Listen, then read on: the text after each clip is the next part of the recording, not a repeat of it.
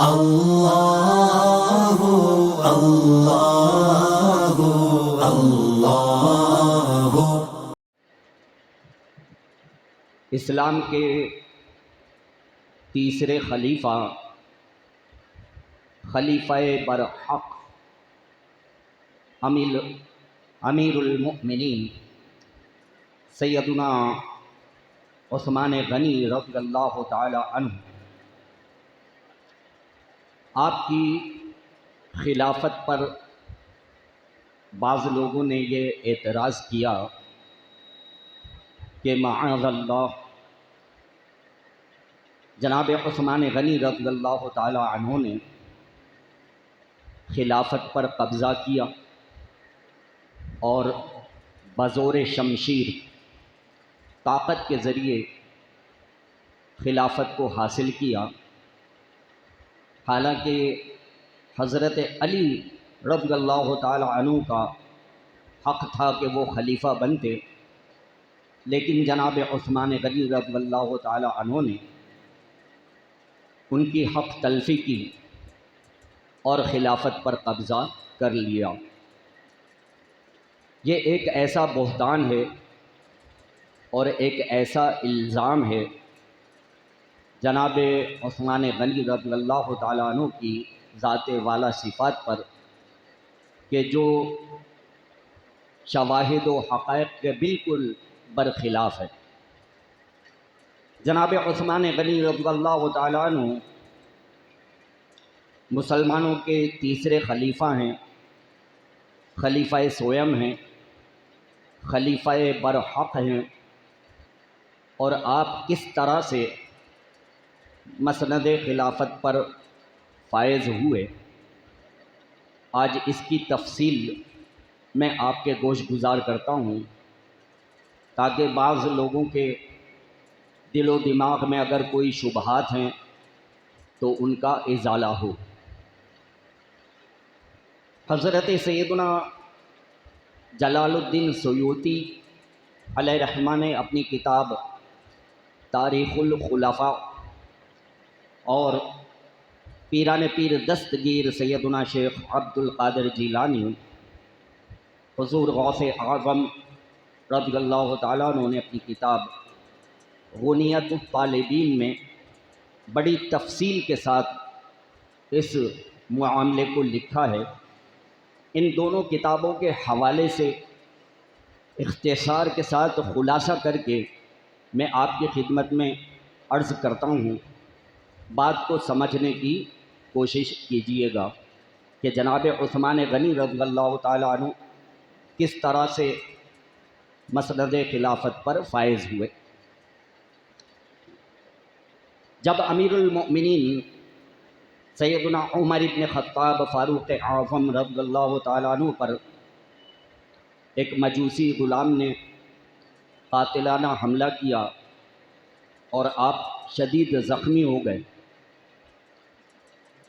اور آپ کا بالکل آخری وقت تھا، تو صحابہ کرام علیہم رضوان نے جناب فاروق اعظم رضی اللہ تعالیٰ عنہ سے عرض کی کہ حضور، امت کو اختلاف سے بچانے کے لیے آپ اپنے بعد کسی کو خلیفہ نامزد کر دیجئے تاکہ بعد میں امت میں کوئی اختلاف نہ ہو۔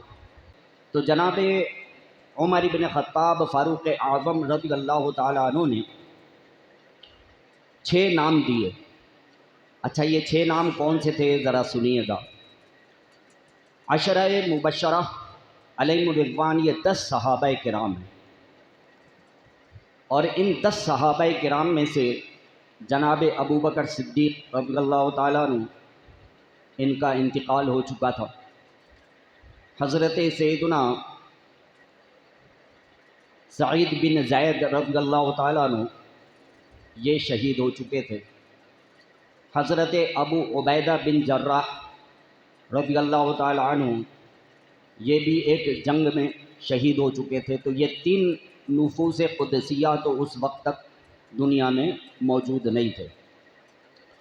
حضرت عمر رضی اللہ تعالیٰ عنہ آپ کی شہادت کا وقت قریب تھا، تو آپ نے عشرہ مبشرہ میں جو 6 لوگ باقی تھے ان کے نام دیے کہ یہ عشرہ مبشرہ میں سے جو باقی کے 6 لوگ ہیں ان کو کنسیڈر کرو اور مشورہ کر کے ان میں سے جو ہے وہ کسی کو اپنا خلیفہ منتخب کر لینا. وہ 6 لوگ کون تھے؟ حضرت علی رضی اللہ تعالیٰ عنہ، جناب عثمان غنی رضی اللہ تعالیٰ عنہ، حضرت زبیر بن عوام رضی اللہ تعالیٰ عنہ، حضرت سعد بن ابی وقاص رضی اللہ تعالیٰ عنہ، حضرت عبد الرحمن بن عوف رضی اللہ تعالیٰ عنہ، اور حضرت طلحہ بن عبیدہ رضی اللہ تعالیٰ عنہ. یہ 6 وہ نفوس قدسیاں ہیں کہ جو عشرہ مبشرہ میں سے ہیں، اور ان کا نام جناب عمر بن خطاب فاروق اعظم رضی اللہ تعالیٰ عنہ نے دیا کہ ان میں سے کسی کو اپنا خلیفہ منتخب کر لینا. حضرت عمر رضی اللہ تعالیٰ عنہ جب شہید ہو گئے تو آپ کی شہادت کے چند روز کے بعد ان 6 افراد نے ایک جگہ اجلاس منعقد کیا تاکہ خلیفہ جو ہے وہ منتخب کیا جائے. جب یہ 6 افراد ایک جگہ جمع ہوئے تو ان 6 میں سے 3 نے تو صاف صاف کہہ دیا کہ ہم کو خلافت کی کوئی خواہش نہیں ہے، لہذا ہم خلافت کے امیدوار ہونے سے دستبردار ہوتے ہیں. ایک جناب سعد بن ابی وقاص رضی اللہ تعالیٰ عنہ، دوسرے جناب عبد الرحمن بن عوف رضی اللہ تعالیٰ عنہ، تیسرے طلحہ بن عبیدہ رضی اللہ تعالیٰ عنہ.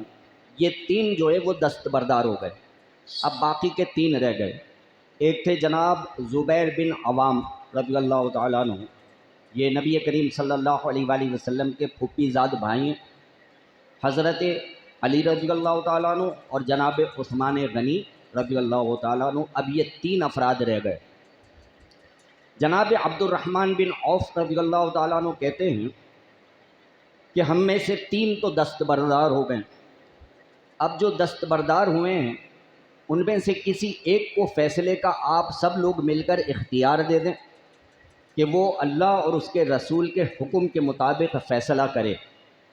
تو ان سب نے مل کر جناب عبد الرحمن بن عوف رضی اللہ تعالیٰ عنہ کو فیصلے کا اختیار دے دیا کہ آپ جو ہے وہ مذاکرات کریں گے اور آپ کا فیصلہ ہم سب مانیں گے، ہم پر لازم ہے، جو آپ کا فیصلہ ہوگا وہ ہم کو قبول ہے. حضرت عبد الرحمن بن عوف رضی اللہ تعالیٰ عنہ یہ وہ ہستی ہیں کہ کہیں بھی اگر مذاکرات کے لیے پیارے آقا صلی اللہ علیہ وآلہ وسلم کسی کو بھیجتے تھے تو جناب عبد الرحمن بن عوف کو اپنا سفیر بنا کر بھیجتے تھے کہ یہ بہت معاملہ فہم تھے، بہت عقل مند تھے اور مذاکرات کرنے میں بڑے ماہر تھے. تو جناب عبد الرحمن بن عوف رضی اللہ تعالیٰ عنہ نے جو اس معاملے کو سلجھایا ہے، سبحان اللہ، کیا رب کریم نے آپ کو فہم و فراست جو ہے وہ عطا فرمائی تھی. اب 3 لوگ رہ گئے. حضرت زبیر بن عوام رضی اللہ تعالیٰ عنہ، حضرت علی المرتضیٰ کرم اللہ تعالی وجہہ الکریم اور جناب عثمان غنی رضی اللہ تعالیٰ عنہ.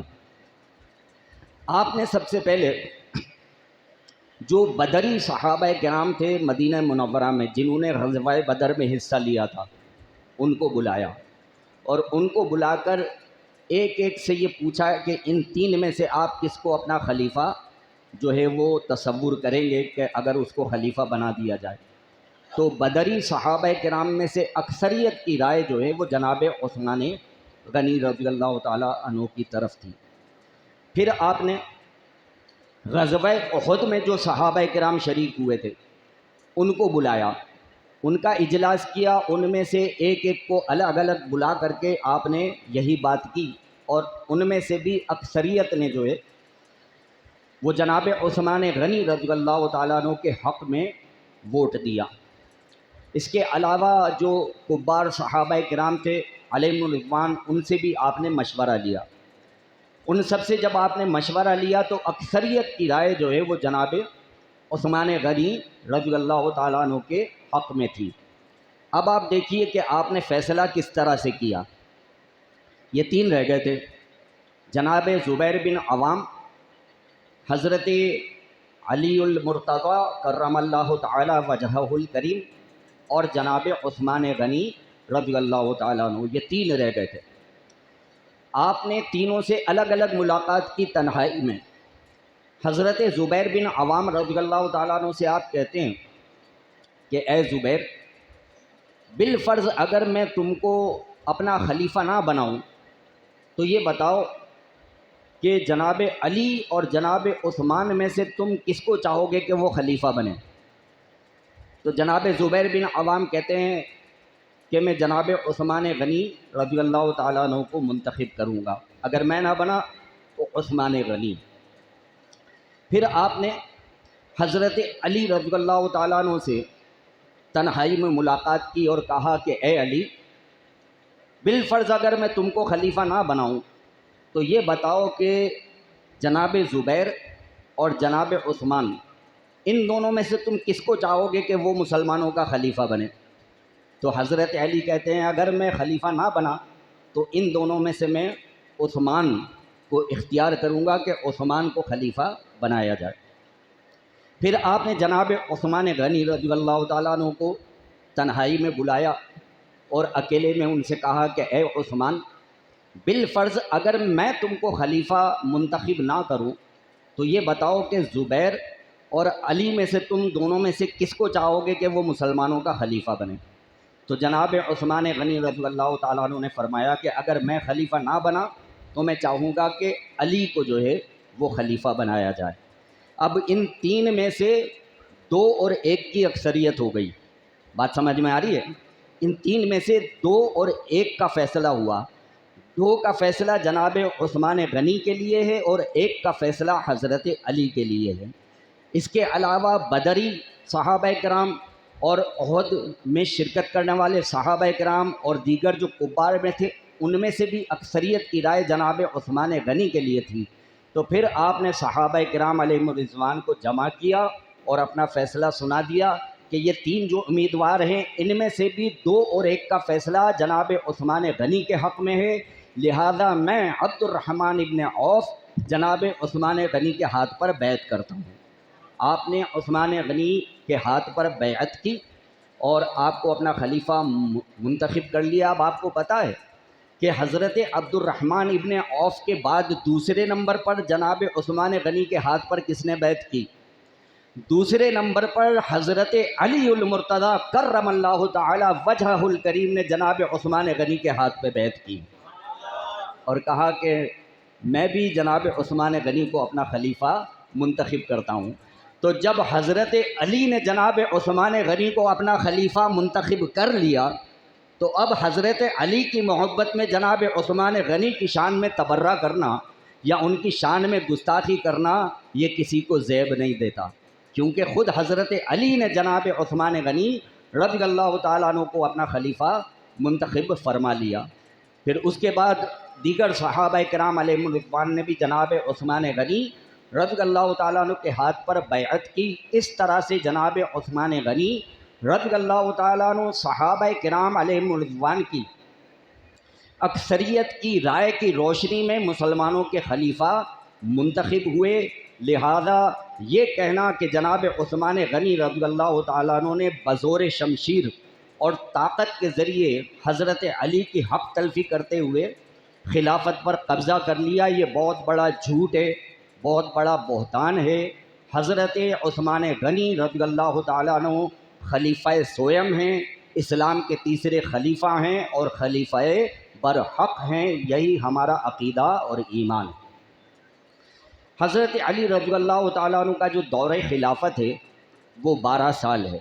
12 سال تک آپ جو ہے وہ خلافت پر فائز رہے۔ اب آپ کی شہادت کا واقعہ جو ہے وہ میں آپ کی خدمت میں عرض کر رہا ہوں کہ آپ کو شہید کیسے کیا گیا۔ تو 12 سال تک جو ہے وہ آپ مسند خلافت پر فائز رہے۔ آپ بہت نرم مزاج تھے اور لوگوں کے ساتھ جو ہے وہ بہت زیادہ نرمی کا جو ہے وہ سلوک کیا کرتے تھے۔ خلافت کے آخری سالوں میں آپ نے مصر میں ایک گورنر جو ہے وہ مقرر کیا، اس کا نام تھا عبداللہ ابن ابی سرح۔ تو اس کے متعلق جو ہے وہ مصر سے بڑی شکایتیں آنے لگیں کہ بھئی یہ خلافت کے یہ جو ہے وہ گورنر کے معاملات جو ہے وہ صحیح نہیں چلا رہا اور یہ لوگوں پر جو ہے وہ بڑی زیادتیاں کرتا ہے۔ تو عبداللہ بن ابی سرح کے متعلق بڑی شکایتیں جو ہیں وہ مدینے آنے لگیں۔ بالآخر تقریباً 700 افراد مصر سے آئے مدینے میں۔ یہ سب متاثرین تھے کہ جن کے ساتھ کسی نہ کسی طریقے سے عبداللہ بن ابی سرح نے کوئی جو ہے وہ زیادتی کی تھی۔ تو یہ 700 افراد آئے اس کی شکایت لے کر مدینے میں، اور جناب عثمان غنی رضی اللہ تعالیٰ عنہ کے سامنے جو ہے اس کی شکایتوں کے اور جو ہے اس کی زیادتیوں کے واقعات جو وہ بیان کرنے لگے۔ تو جو کبار صحابہ کرام علیہم الرضوان تھے انہوں نے بھی مشورہ دیا جناب عثمان غنی رضی اللہ تعالیٰ عنہ کو کہ جب مصر کے لوگ اس کی عمارت پر راضی نہیں ہیں تو آپ ایسا کریں کہ مصر کا گورنر جو ہے وہ تبدیل کر دیں، اس سے پہلے کہ مزید وہاں کوئی فتنہ ہو، فساد پھیلے۔ تو آپ نے ان 700 لوگ جو آئے تھے مصر سے، آپ نے کہا کہ ٹھیک ہے تم لوگ یہاں پر جو لوگ موجود ہیں ان میں سے کوئی اپنا گورنر منتخب کر لو، جس کے لیے تم راضی ہوگے میں اس کے لیے فرمان لکھ دوں گا، تو اس کو اپنے ساتھ لے جانا، اور عبداللہ بن ابی سرح کی جو ہے وہ معزولی کا جو ہے وہ میں لکھ دوں گا خط، تو وہ معزول ہو جائے گا اور یہاں سے جس کو تم لے کے جاؤ گے وہ وہاں کا گورنر بن جائے گا۔ تو وہ 700 افراد جو ہیں وہ حضرت ابو بکر صدیق رضی اللہ تعالیٰ عنہ کے بیٹے جناب محمد بن ابو بکر رضی اللہ تعالیٰ عنہما کے نام پر منتخب ہو گئے کہ آپ ان کو ہمارا گورنر بنا دیں، یہ جو ہے وہ مصر کے اندر معاملات کو صحیح چلا لیں گے۔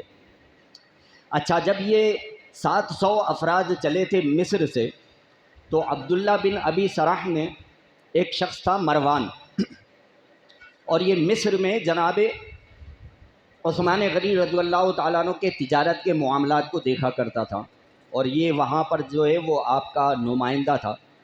تو اس نے عبداللہ نے مروان کو بھی بھیجا جاسوسی کے لیے کہ تم بھی جاؤ اور جا کر دیکھو وہاں پر کیا معاملات ہو رہے ہیں، کیا مشورے ہو رہے ہیں، اور جو بھی بات ہو تو وہ مجھ کو خبر کرتے رہنا کہ وہاں پر کیا ہو رہا ہے۔ تو یہ مروان جو ہے یہ بھی مدینے آ گیا۔ حضرت عثمان غنی رضی اللہ تعالیٰ عنہ سے اس کی پرانی شناسائی تھی، تو جناب عثمان غنی رضی اللہ تعالیٰ عنہ نے اس کو اپنا مہمان بنا لیا۔ اچھا، اب یہ 700 افراد جو مصر سے آئے تھے یہ جناب محمد بن ابو بکر رضی اللہ تعالیٰ عنہما ان کو اپنے ساتھ لے کر کے چلے مصر کی طرف، اور ان کے پاس خط تھا ان کی تعیناتی کا اور عبداللہ بن ابی سرح کی معزولی کا۔ کافی دور جب یہ لوگ چلے تو کیا دیکھتے ہیں کہ ایک اونٹنی سوار جو ہے وہ اونٹنی کو بھگاتا ہوا لے کے جا رہا ہے، اور وہ ان کے قافلے کے پاس سے گزرا تو لوگوں کو کچھ شک ہوا کہ یہ کون شخص ہے کہ جو اکیلا اتنی جو ہے وہ طویل سفر پر اتنی تیزی کے ساتھ جا رہا ہے۔ تو پیچھے سے گھڑ سوار بھیجے اس کو پکڑ کے لائے۔ جب اس کے چہرے پہ سے کپڑا ہٹایا تو پتہ چلا کہ یہ تو جناب عثمان غنی رضی اللہ تعالیٰ عنہ کا غلام ہے۔ اس کی جب تلاشی لی تو اس کے سامان میں سے ایک خط نکلا جس میں لکھا ہوا تھا کہ اے عبداللہ بن ابی سرح، جو معزولی کا خط میں نے دیا ہے ان لوگوں کو اس کو تم منسوخ سمجھنا، اور تم جو ہے وہ گورنری پر قائم رہنا، اور یہ لوگ جو آ رہے ہیں مصر میں ان سب کو قتل کر دینا۔ اور اس پر جناب عثمان غنی رضی اللہ تعالیٰ عنہ کی اس خط پہ مہر لگی ہوئی تھی۔ اب جب ان لوگوں نے یہ خط دیکھا کہ عثمان غنی رضی اللہ تعالیٰ عنہ کی مہر لگی ہوئی ہے اور خط کے اندر یہ سب باتیں لکھی ہوئی ہیں، تو سب کے سب جو ہے وہ غصے کے اندر آ گئے کہ یہ کیا بات ہو گئی۔ اب یہ بجائے مصر جانے کے یہ واپس مدینے آ گئے، اور مدینے میں آنے کے بعد جناب انہوں نے ایک شور و غوغا جو ہے وہ مچا دیا۔ جو کبار صحابہ کرام علیہم الرضوان تھے ان کو جا جا کے خط دکھانا شروع کر دیا کہ دیکھو ہم سے تو یہ کہا تھا کہ عبداللہ بن ابی سرح کو معزول کیا جاتا ہے، اور ان کو لے جاؤ جناب محمد ابن ابو بکر رضی اللہ تعالی عنہما کو، یہ تمہارے گورنر ہوں گے نئے، تو ہم سے تو یہ کہا اور پیچھے سے یہ دوسرا خط بھیجا جا رہا ہے کہ یہ ہم سے پہلے وہاں پر پہنچ جائے، اور کہا جا رہا ہے کہ اے عبداللہ تم گورنری پر جو ہے وہ قائم رہنا، میرے حکم کو منسوخ سمجھنا، اور یہ لوگ جو آ رہے ہیں ان سب کو قتل کر دینا۔ تو یہ کیا معاملہ ہے؟ اب جب جناب عثمان غنی رضی اللہ تعالیٰ عنہ کے سامنے یہ خط پیش کیا گیا تو آپ نے ارشاد فرمایا کہ مہر تو میری ہے، لیکن اللہ تبارک و تعالیٰ کے عزت و جلال کی قسم ہے کہ یہ خط میں نے نہیں لکھا۔ آپ نے قسم کھا لی کہ میں قسم کھاتا ہوں یہ خط میں نے نہیں لکھا، ہاں مہر تو میری ہے۔ جب آپ نے قسم کھا لی تو جو صحابہ کرام علیہم رضوان تھے ان کو یقین ہو گیا کہ یہ جناب عثمان غنی کی طرف سے نہیں۔ اب سب کا شک جو ہے وہ گیا مروان کی طرف، جو کہ مصر سے آیا تھا اور آپ کا مہمان تھا۔ مروان کو پکڑا اور اس کے پاس جو خطوط وغیرہ تھے جب وہ نکالے تو اس کی جو ہینڈ رائٹنگ تھی اور اس خط کی جو ہینڈ رائٹنگ تھی وہ بالکل سیم تھی، یعنی کہ مروان نے جو ہے وہ خط لکھا تھا اور کسی طرح سے جناب عثمان غنی رضی اللہ تعالیٰ عنہ کی مہر کو چرا کے اس پہ جو ہے وہ مہر لگا دی تھی، اور اس نے یہ سازش کی تھی کہ یہ لوگ جو ہیں قتل کر دیے جائیں۔ عربوں کے اندر جو ہے وہ مہمان کی بڑی عزت کی جاتی تھی اور مہمان کا جو ہے وہ بڑا خیال رکھا جاتا تھا۔ جناب عثمان غنی رضی اللہ تعالیٰ عنہ نے ارشاد فرمایا کہ مروان ایک تو میرا مہمان ہے، تو ایک تو اس وجہ سے میں تمہارے حوالے نہیں کروں گا، دوسرے اس کو سزا دینا یا نہ دینا یہ اسلامی ریاست کا کام ہے، لہذا اس کی تحقیقات ہوں گی کہ واقعی یہی مجرم ہے یا نہیں۔ جب تحقیقات ہوں گی تو پھر اس کے بعد جو ہے وہ مروان کو سزا دی جائے گی۔ لیکن یہ جو لوگ تھے یہ بالکل آپے سے باہر ہو گئے اور غصے میں تل ملانے لگے، اور انہوں نے جو ہے وہ شور و غوغا شروع کر دیا مدینے میں کہ نہیں، بس مروان کو ہمارے حوالے کیا جائے، ہم مروان کو سزا دیں گے، اس کو قتل کر دیں گے۔ جناب عثمان غنی نے منع کر دیا کہ میں اس طرح سے تو مروان کو تمہارے حوالے نہیں کروں گا۔ اب ان بلوائیوں نے جناب عثمان غنی رضی اللہ تعالیٰ عنہ کے گھر کا گھیراؤ کر لیا، اور ایک فتنہ و فساد جو ہے وہ پھیل گیا۔ حضرت عثمان غنی رضی اللہ تعالیٰ عنہ کا پانی بند کر دیا، کھانا بند کر دیا، بہت زیادہ ان لوگوں نے جو ہے وہاں پر ستم کیا۔ صحابہ کرام علیہم رضوان کہتے تھے جناب عثمان غنی سے کہ اے امیر المومنین آپ ایک حکم کریں، یہ تو 700 ہیں، ہم نے تو مصر میں 7,000 کو تہہ و تیغ کر دیا تھا، یہ 700 کس کھیت کی مولی ہیں، آپ حکم کریں، ہم ان سب کو یہاں سے نیست و نابود کر دیں گے۔ لیکن جناب عثمان غنی رضی اللہ تعالیٰ عنہ نے ارشاد فرمایا کہ نہیں، میں نہیں چاہتا کہ میری وجہ سے مدینہ منورہ کے اندر خون ریزی ہو، لہٰذا میں بالکل اس بات کی اجازت نہیں دوں گا کہ ان کے خلاف کوئی کارروائی ہو، بلکہ جو قانون کے مطابق کام ہے وہ ہونا چاہیے۔ لیکن یہ 700 جو بلوائی تھے یہ اسی بات پر مصر تھے کہ بس مروان کو ہمارے حوالے کر دیا جائے۔ تقریباً 40 دن تک جو ہے یہ فتنہ و فساد شور و غوغا مدینہ منورہ میں ہوتا رہا۔ بالآخر کیا ہوا کہ جناب محمد بن ابو بکر رضی اللہ تعالی عنہما اور 2 بلوائی، ایک کا نام تھا حمار اور دوسرے کا نام تھا اسود، یہ جناب عثمان غنی رضی اللہ تعالیٰ عنہ کا جو گھر تھا تو اس گھر کے پیچھے جو دوسرا گھر تھا یہ اس گھر میں گھسے، اس کی چھت پہ چڑھ کر جناب عثمان غنی رضی اللہ تعالیٰ عنہ کے گھر کی چھت پر آئے اور چھت کو توڑا، اور چھت کو توڑ کر یہ تینوں کمرے میں کود گئے اور جناب عثمان غنی رضی اللہ تعالیٰ عنہ کے سامنے تلواریں نکال کر کے کھڑے ہو گئے۔ اب ان میں 2 تو بلوائی تھے، ایک تھا حمار اور دوسرا تھا اسود، اور تیسرے تھے جناب محمد بن ابو بکر رضی اللہ تعالیٰ عنہ۔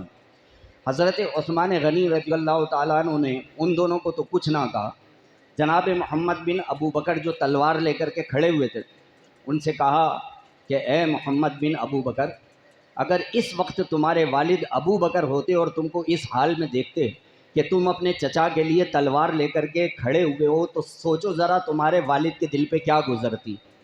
جناب محمد بن ابو بکر کہتے ہیں کہ ان کی اس بات نے مجھے شرم سے پانی پانی کر دیا، میں نے تلوار نیام میں رکھ لی۔ وہ جو 2 بلوائی تھے انہوں نے دیکھا کہ یہ پیچھے ہٹ گئے تو موقع تو ان کے لیے تھا، تو حمار اور اسود ان دونوں نے جناب عثمان غنی رضی اللہ تعالیٰ عنہ پہ حملہ کیا اور جناب عثمان غنی رضی اللہ تعالیٰ عنہ کو بے دردی کے ساتھ شہید کر دیا۔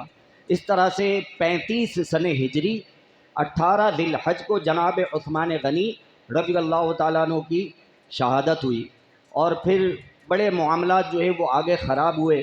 آپ کی شہادت کے بعد جو ہے جناب علی المرتضیٰ کرم اللہ تعالی وجہہ الکریم کو تمام صحابہ کرام علیہم الرضوان نے اپنا خلیفہ منتخب کر لیا۔ تو اس طرح سے جناب عثمان غنی رضی اللہ تعالیٰ عنہ کی جو ہے وہ شہادت ہوئی۔ جناب عثمان غنی رضی اللہ تعالیٰ عنہ کی شان اور ان کے مناقب میں پیارے آقا صلی اللہ تعالیٰ علیہ وآلہ وسلم کی کئی احادیث مبارکہ ہیں۔ ایک حدیث پاک میں آپ کی سماعتوں کی نظر کرتا ہوں، یہ حدیث پاک سن کر دل کو لگے تو سبحان اللہ کی آواز آپ کی زبان سے ایسی آنی چاہیے کہ مسجد کے در و دیوار گواہ ہو جائے اور پتہ بھی چل جائے کہ ہم جناب عثمان غنی کے چاہنے والے ہیں۔ سبحان اللہ۔ جناب عثمان غنی رضی اللہ تعالیٰ عنہ کی شان میں پیارے آقا صلی اللہ تعالیٰ علیہ وآلہ وسلم ارشاد فرماتے ہیں کہ ہر نبی کا جنت میں کوئی نہ کوئی رفیق ہوگا۔ کہیے سبحان اللہ۔ کہتے ہیں کہ ہر نبی کا جنت میں کوئی نہ کوئی رفیق ہوگا، اور جنت میں جو میرا رفیق ہوگا وہ عثمان غنی ہوگا۔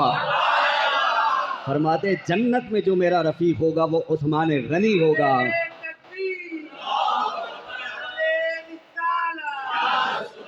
مسلمانوں بتاؤ، اب عثمان غنی وہ جنت میں نہیں جائے گا تو پھر کون جنت میں جائے گا؟ عشرہ مبشرہ میں سے ہیں، سرکار نے ان کی زندگی میں ہی ان کو جنت کی بشارت دے دی ہے۔ رب کریم سے دعا ہے کہ ہم سب کو جناب عثمان غنی رضی اللہ تعالیٰ عنہ کے غلاموں میں قبول فرمائے، اور قیامت والے دن ان کے غلاموں میں ہم سب کا حشر فرمائے۔ وآخر دعوانا ان الحمد للہ رب العالمین۔ اگر آپ کو یہ ویڈیو پسند آئی ہو تو اس ویڈیو کو لائک کریں، کامنٹس کریں، شیئر کریں، اور میرے اس چینل کو سبسکرائب کریں۔ جزاک اللہ خیر۔